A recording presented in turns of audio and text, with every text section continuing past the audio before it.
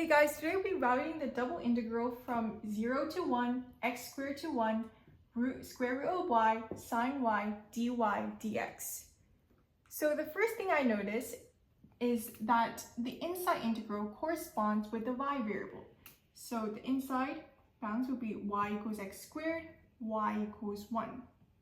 And the outside bounds is x equals 0 to x equals 1.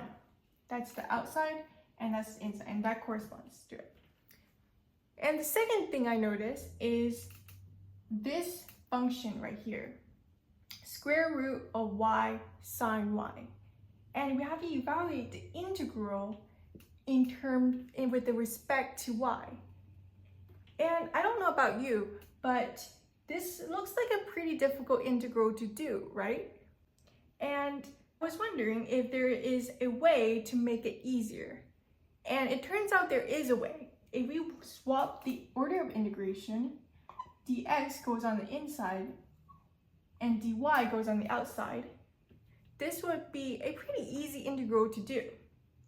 So we must swap them in order to make it easier. Dx goes on the inside and dy goes on the outside. Square root of y, sine of y.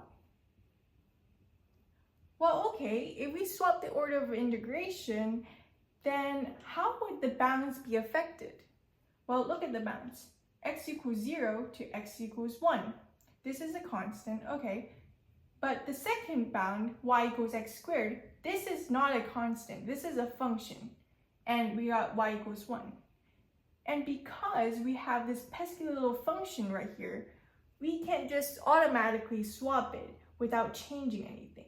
We can't just swap it right away.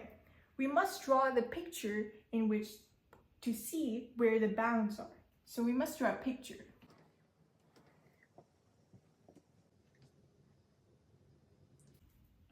And we have x equals 0, which is just this line right here. X equals 1.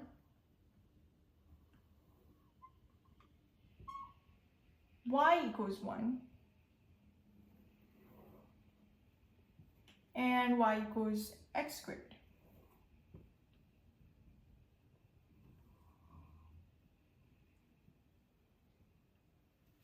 And because this is x equals 1 right here, and this is y equals x squared, if we plug in x equals 1 to here, we get y equals 1.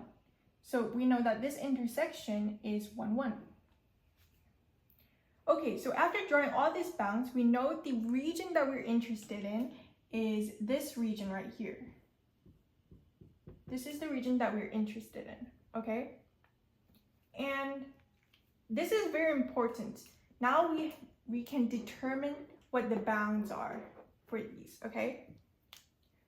But let me show you what the before bounds look like. Before, we have y equals 1 to y equals x squared. This is before. We're going from the above to the below. Okay, we're going from y equals 1 to y equals x squared. And we're going from x equals 0 to x equals 1. Okay?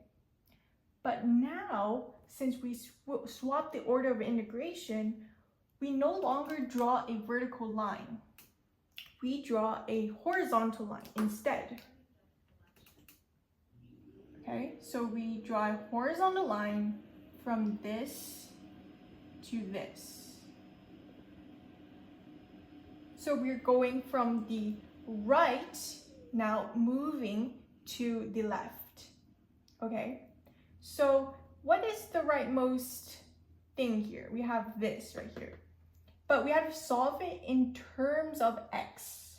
Since now we have dx, so the inside would have to be x, like that, okay? So we have to solve it in terms of x. So that becomes x equals root y. And since we're going from the right to the left, we have x equals root y all the way to x equals 0. Okay, And now we have the x bounds. How about the y bounds? We have y, we're going from 0 right here to y equals 1 right here.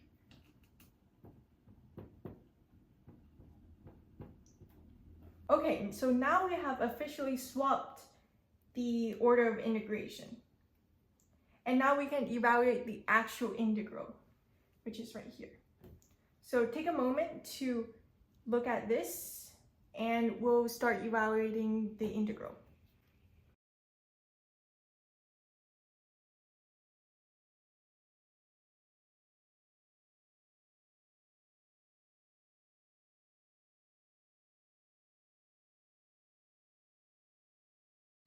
Okay, so now we can start actually evaluating. So we got root y, sine of y. If we take the integral of this with the respect to dx, we're gonna add an x right here, okay? Since we're treating these as, you know, as just constants. So we're just adding an x here.